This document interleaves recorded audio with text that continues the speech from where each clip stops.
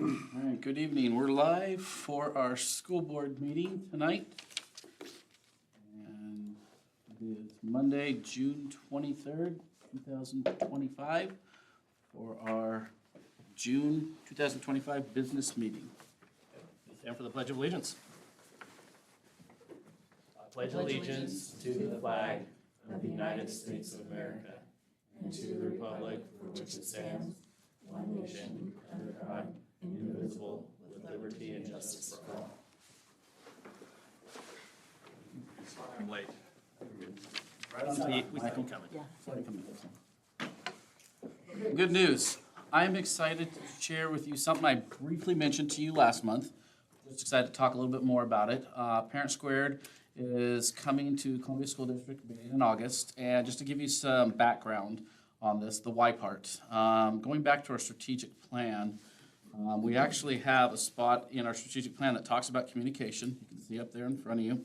I don't expect you to be able to read that, but if I blow that up, it really talks about one of our areas was to increase communication support between our district and community and really align our communication to a single point of contact, ensuring that we have that for families in their native language, and this is part of that work. So this is not out of left field. It is designed coming out of our strategic plan. We will have our communication app ready to go to start the school year in August. Later this year, and close to, we don't know exactly when it's going to kick off, but sometime in the winter, we're actually have a website redesign that goes along with it. So I'm going to show you briefly a little bit more about what is Parent Square, and then we'll move on to our next piece.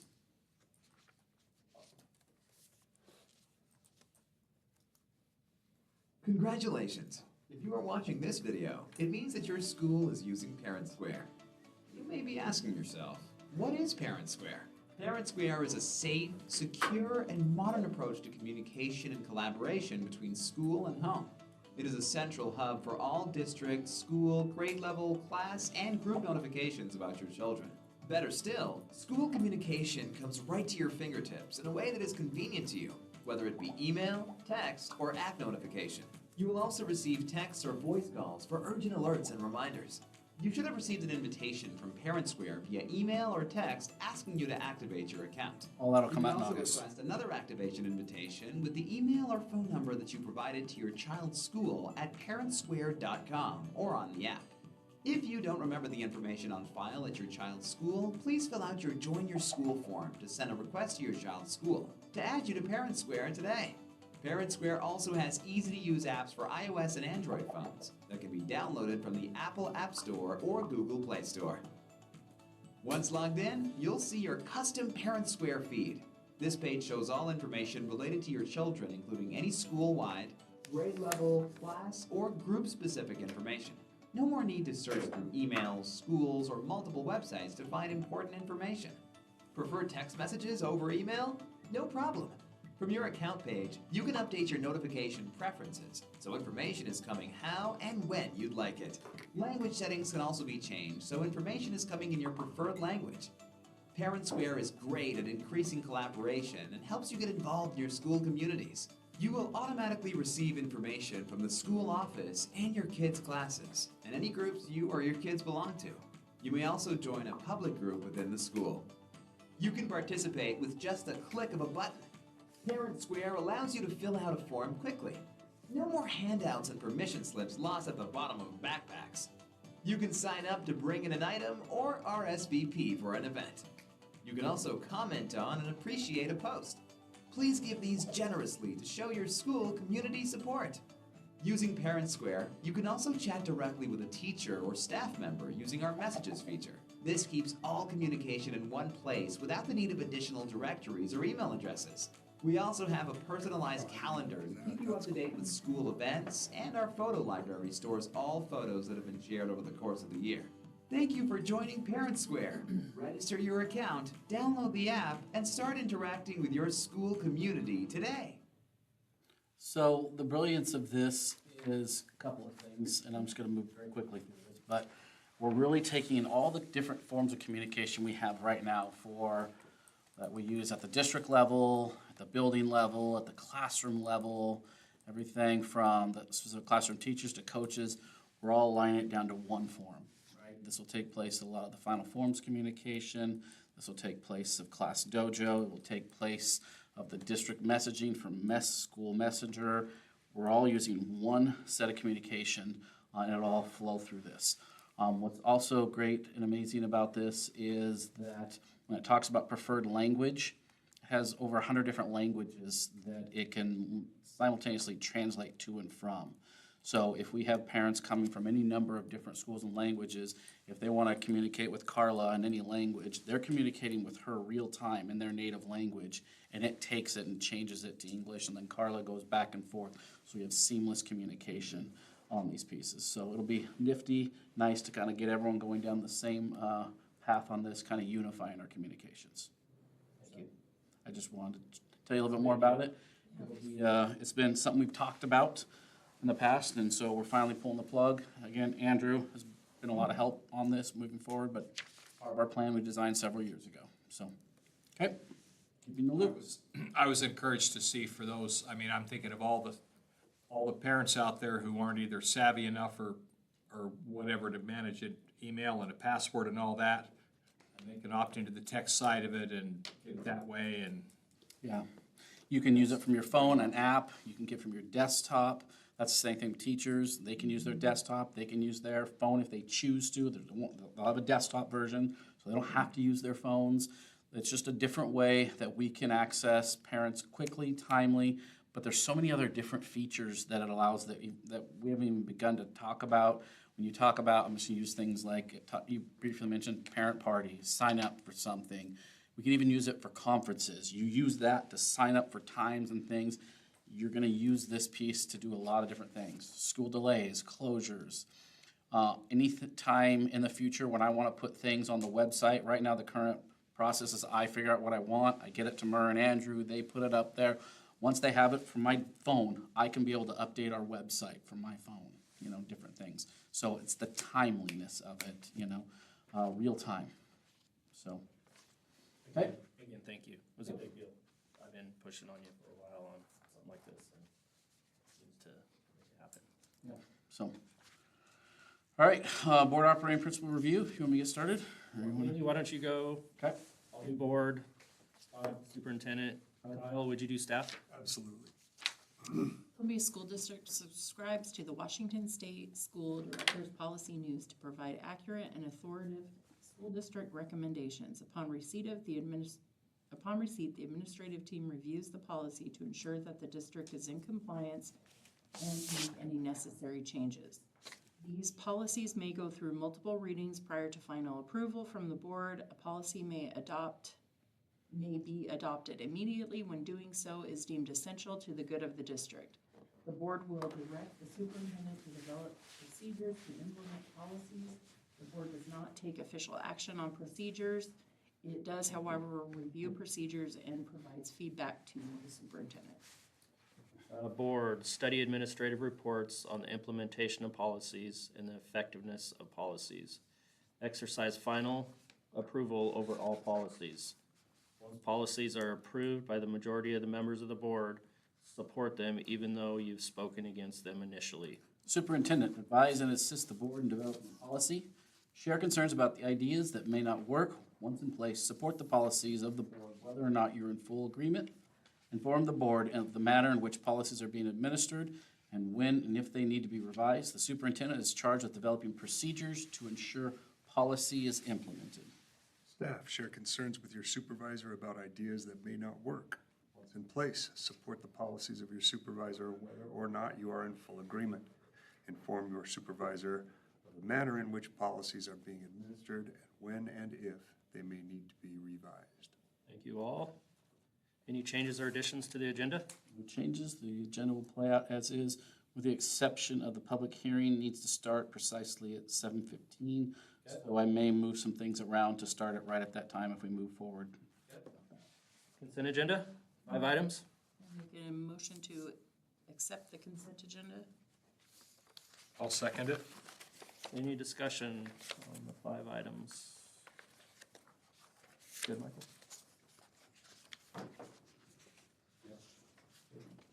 Okay, all in favor? Aye. Aye. Aye. Unanimous?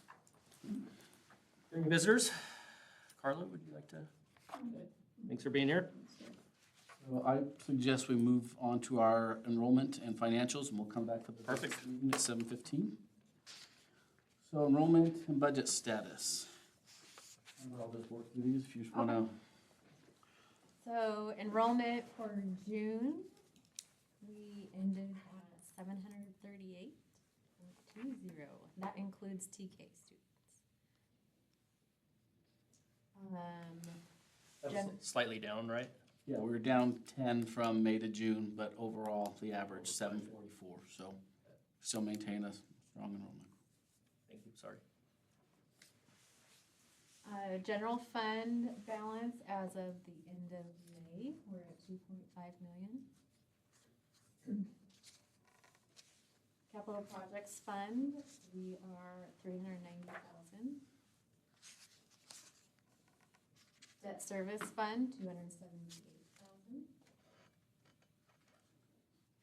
And ASB fund, we have 188,000.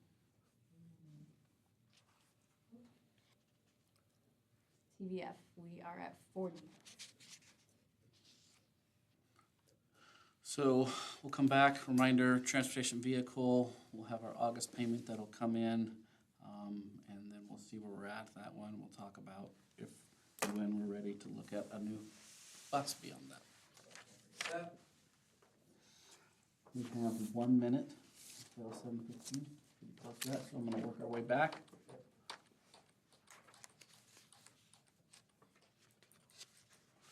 For that, Remind me on the transportation vehicle. yes. So didn't we buy 3 at once and now we're up against running into that same thing? At one point, the board, we made a decision to purchase 3 at once. Out of that, we've already purchased 1 last year to make up for that. We did that intentionally, so we didn't have to do that all at once. And then we're gonna have 2 more to replace that. With this next one, we're spreading it out, so we're doing that all at one time. With this next payment, we're hoping to get close. We'll have to see what the new state bid numbers are on those buses. And if we decide to make a purchase this next year to separate that even more, we'll have an opportunity to do that. But I think, I don't remember off the top of my head whether we get that final payment for those 3 this next year or the following year. One of these, this August or next August, that will get the balloon payment, that final payment, which you typically get for that. Keep in mind, it's gotta be, those funds can only be spent on buses. Thank you. Okay? Okay, it's 7:15. Go ahead and open the public hearing. 24-25 general fund budget extension. So thank you. So due to, we have some additional revenue in terms of grants that were brought in. In addition to that, we also have additional expenditures that come along with that. So last July, when we brought our budget to the board, you see we estimated the fund apportionment at $15.6 million. And due to the increased revenue and additional expenditures that are going out, we see the need to rise that budget to 16.1 million, just to make sure that we have the space in there to take care of business. So this has really given us the capacity and the space to continue to pay bills and do all the things that we need to within our general fund, our cash flow. This is a public hearing. Is anybody from the public like to speak? I'm not from the public, but I'd like to. We'll close it and we Can can, you give us the top 3 hitters on the grants that came in and the extra expenditures that came out, if you can summarize them? You have a slide coming up that. No, I do not. So we had some additional grants that were not anticipated that they came along. We're always looking for grants, right? We're always looking for ways to try and capture as many dollars as we can. So we have the set, what we think, and then occasionally throughout the year, because we're just not aware, these things will come up and we'll put in for them, not knowing if we get them or not. So we had some opportunities that came across our way that we put in for some grants, and we were fortunate to get those. But obviously with those, you're paying those out and doing that, so it's a hit on both sides, revenue and expenditures. I will tell you expenditures are up overall in addition to that, so it's 2 parts. Some additional revenue, but a lot more in expenditures as well. Just the cost of doing business we've talked about over the last few years continues to rise, so we've got both of those going up. We just need to make sure we capture that space in there to be able to do this. There was a possibility, and Amber, correct me if I'm wrong, we might have been able to get by the skin of our teeth, but it would have been uncomfortable and we didn't want to get up against it and not be able to pay bills and do those things we had right at the end. So this is just a precaution to make sure we can carry on business as usual. Reminder for that, I mean, if our public was here, I'd remind them and say, remember, when we say, I'm gonna make up numbers. If we say we're gonna spend $15 million, even if we have 16, we're only allowed to spend and pay up to that $15 million piece. We can't go past that. So if those things come along, we have to create space for those. It's like having a savings account there you can't use, so we're accountable to our public in that. So we just need to make sure we have the space to continue to take care of business. Sorry, I didn't answer that very quickly, Michael, but the best thing I could do would be go get that information and send that to you, because I want to make sure if you, what exactly those pieces are. We just need more space with some of the grants that we had. But if you want, I can get you exact categorical pieces and send that to you. I mean, were the increased costs, was it in personnel, was it in supplies, was it in transportation, was it in maintenance and facilities? So the first part of that is the revenue, right? The second part I could say in expenditures and costs is everything. I mean, it's everything goes up. It's not just any one thing. Amber, would you like to add anything to that? I mean, just the cost of paper, the cost of leases, the cost of Insurance, what up, like? insurance, benefits, salaries, I mean, you name it, it all goes up, right? And we do our best to estimate for that.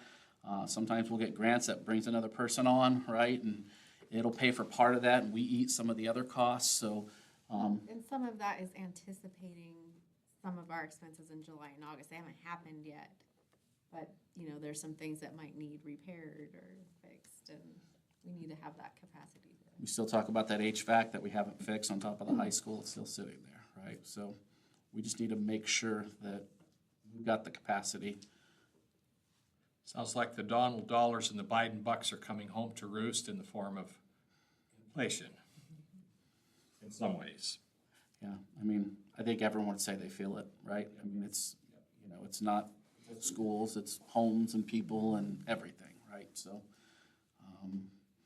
if we were to, I mean, if I could speak very confidently to something, insurance alone, like if we just use that alone, I mean, to go on record, it's, in the last few years, our insurance rates have gone up 75% just in the last couple of years. I just use that one thing, and you're not talking 5 or 10,000, you're talking in the hundreds of thousands. Okay, thank you. I'm gonna close the public hearing, and we will come back to that later in the meeting. Yes, so I'll come to a new business. Sorry, thank you for that.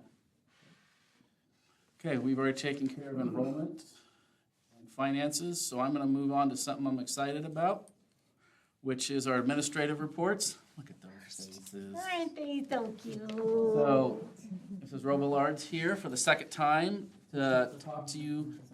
This is a wrap-up. So, she's already spoke to you once earlier this year. I've asked them to give you a brief, concise report on an end-of-the-year wrap-up. Julian, take it away. All right, hello, everybody. Happy, is it Monday today, Tuesday? What day did we get Monday. that? Monday, see, look at that, it's Monday today. Okay, so we've had a fantastic year. Thank you guys for allowing me to be here for one whole entire year. It has been great. Todd and I just had the opportunity today to chat a little bit about it and all the wonderful things that are very unique to Burbank, and so I'm excited to kind of move into year two.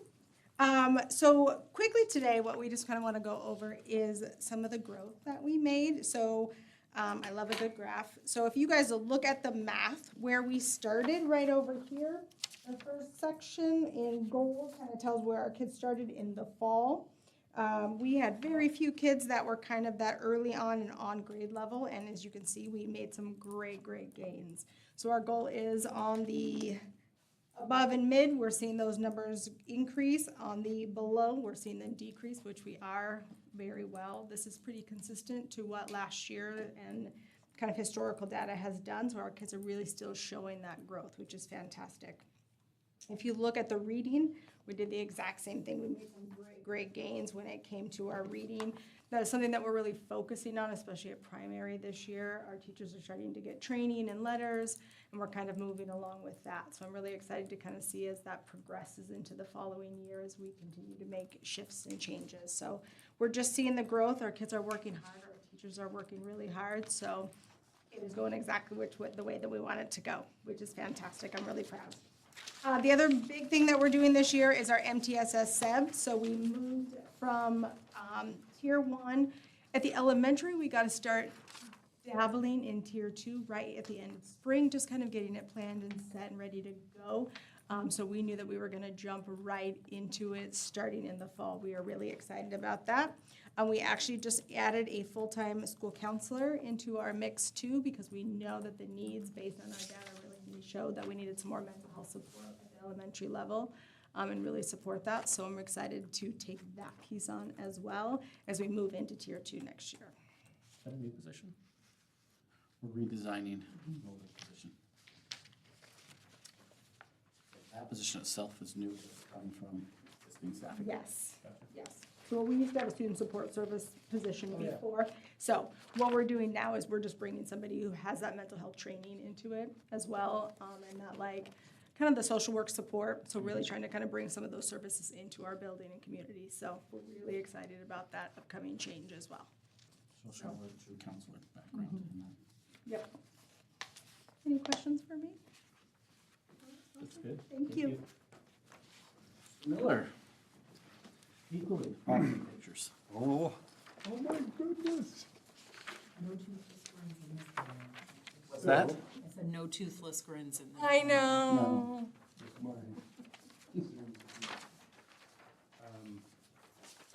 So as much I might have heard me grumble and whine about iReady and the time it takes and having to do one more test, one of the things I really do love about it is it's the only thing we've got where you can take a kid when they walk in the door and actually look at 6 data points over 2 years of how that individual kid is progressing. Pretty cool. I mean, other than inside one classroom content area, we really don't have the opportunity to do that with any other testing options. So our iReady scores, this front side talks about the kids who just exited their sophomore year. So their first round of testing was in the fall of their freshman year, and they have tested 6 times in math and reading between then and now. If you look at for example, the upper right-hand graph, that bar graph, we had only 25% of our kids reading on grade level when they walked in the door as freshmen. When they walked out the door at the end of their sophomore year, we had 25 kids reading on grade level. So that does represent a year's worth of growth, probably the same kids, but at least as a whole, they progressed for a year. A couple of the things to target that I was kind of excited about, if you look more to the left column, are freshman through sophomore year kids. The average went from a 6th grade reading level up to an 8th grade reading level. 2 years of growth. In mathematics, 6th grade math level to an 8th grade math level.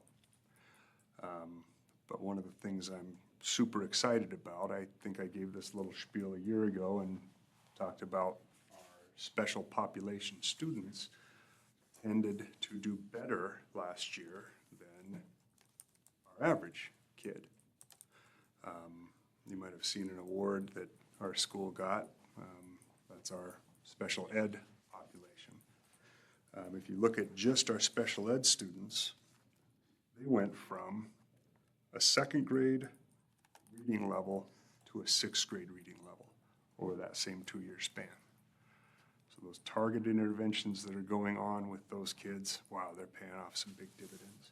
In math, our special education population went from a 3rd grade reading level to a 6th grade reading level. So they added a year of progression to what we would have hopefully hoped for every kid.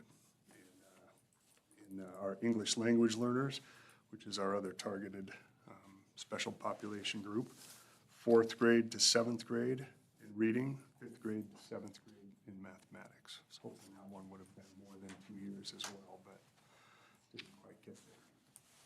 So, I do like the statistics that 6 actual testing rotations can give us. It's not like the SBAC where they take it and you're not going to do anything with that data for 12 more months. But anyway, and then I know I put on there MTSS. I was just going to do a tiny little spiel on our MTSS state. We are definitely lag behind the elementary, and they're kind of the trendsetter for our school district, but we have had some pretty awesome achievements in our MTSS work. We have a Tier 2 and Tier 3 team up and ready. We split our Tier 1 team, our only team, I guess, thus far. And so we now have kind of a targeted group and then kind of the everybody group in our Tier 1. And we're definitely ready to roll. We love having the elementary school be so far advanced that we can say, hey, how did this work for you? And not have to reinvent the wheel at some point. So the other thing, if you look on the back, is I just kind of wanted to very quickly give you a run over of the end of our 6-year accreditation. We earned our accreditation. Tail end of May, perfect timing, you know, for a school district to send an administrator out right at the end of May. After a 2-hour and 15-minute drive, gave a 30-minute presentation on our plans, goals, strategies, and data. It was kind of neat. The guy who ran it was an assistant superintendent of the Northeast, assistant superintendent from the Northeast Educational Service Districts, and he had a team of about 12 people. It was a little bit unnerving, but they said right when they started, we give you 1 accommodation, we give you 1 recommendation, because in 3 years, when you come back with a midpoint report, we want to see if you have continued on the commendation and if you have adjusted to the recommendation. You can see they gave us 3 commendations, even after telling us they were only going to give us 1. And the only recommendation was, you got to do something to keep the people that you have that work so hard and do such good stuff. I think in this case, they really were targeting Kevin Alley, who I was expecting to be here, but he sent the varsity team instead, apparently, because he did so much work on this. But really, that whole Tier 1 intervention team, which leads our MTSS, also led this process. So they gave some specific kudos and pats on the back to those guys. Anyway, then figured I'd read over them because I know you can all read quite well because you're all Burbank grads. Any questions? The only other thing I'd like to add to is flip back over on the already stuff and the stuff you're beginning to see Jillian throughout, you know, with her points in time and Kyle over years. You guys have been asking at what point do we start getting some longitudinal, some things out. So again, we've got to do this over time to set those, but you're beginning to see some of those benchmarks come out. We'll continue to watch and monitor those over time.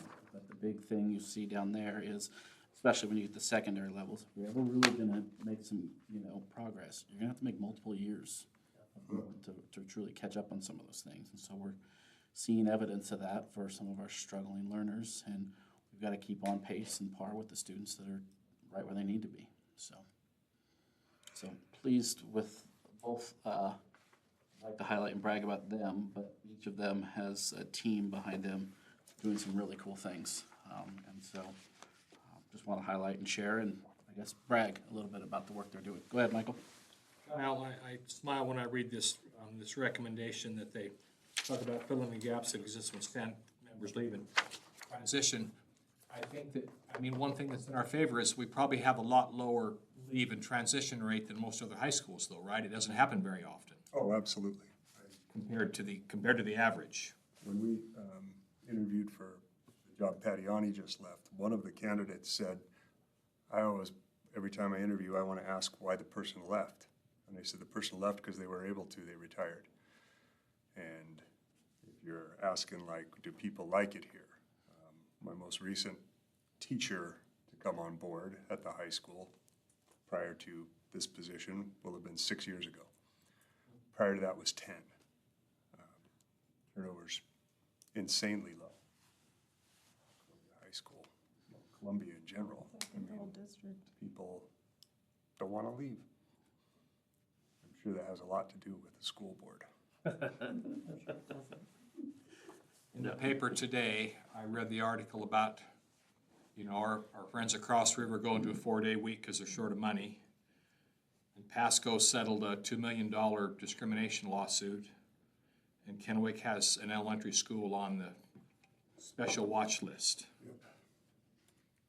So, yeah, we have a lot to be grateful for out here. Good work, team. Good. Okay, All right, moving on.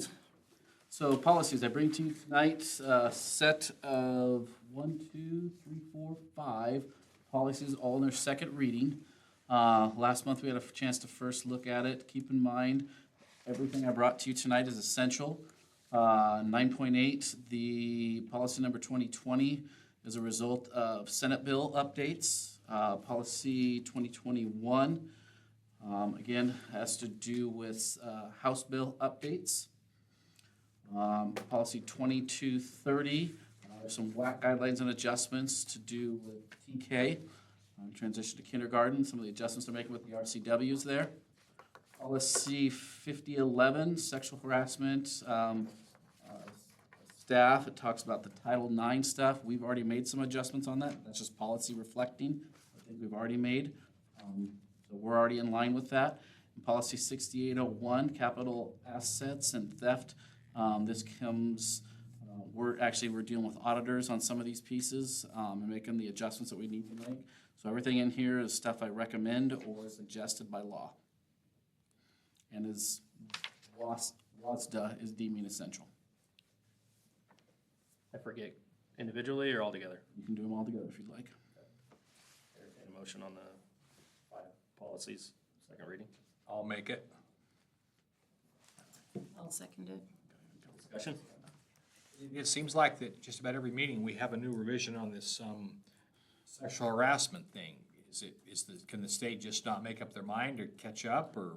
There have been some revisions to stay in line with it, and to be honest, it may not be over with. There's still some things going on behind the scenes, but we are in line with what the policy currently is you're looking at to approve tonight, which was taking the old one, going back to the 2020 version of those pieces. Of all the things that we can't agree on, I will say at the state and federal level, they can agree upon where we're at with this one. So let's just say that's one nice thing that we can agree with where we're at exactly with Title IX. Not to say there won't be any future changes with that, but we are currently aligned with our current practice and expectation. All in favor? Aye. Aye. Aye. Unanimous? Okay, new business, resolution 2425-06, the budget extension. We just had the public hearing on it. You're looking for action on this? Correct. I would entertain a motion. I would, I'll make a motion to accept resolution 2425-06, budget extension. I'll second, and we've closed the hearing portion, right? Yeah. Okay. Any further discussion? We can still discuss. Good? Okay, all in favor? Aye. Aye. Thank you very much. Okay, board calendar review. So next month, July 28th, we are planning for a budget hearing, the annual yearly budget hearing. So we're a month out from that. We'll talk about the fall WASDA conference registration. I know it seems like too early to talk about that, but I just want to bring it up and start getting ideas who'd like to go. I'd like to talk to you about, I have some ideas with our new student board reps and what we can be doing with that. It's never too early to talk about August board retreat. The last several years, you've had me put that into our August meeting. And if that's still the will of the board, we'll do that unless you want to schedule something separately. And then unless there's any other items by consensus, we can bring it up. But August, Mr. Taylor will be here to do July. I don't know why I said August. July, Mr. Taylor will be here to finish up his piece. He's at the WASDA conference, summer conference right now. We'll be back next month, and we'll have, obviously, the big budget hearing. So We'll have plenty of things to talk about next month. Is there something else? Also the port thing. Yes, good call. The port, Pat Ray will be here for the port tour at 6 o'clock. And he will be here for a very short presentation, talk to you about port business. So plenty to talk about in July. Okay. Anything further?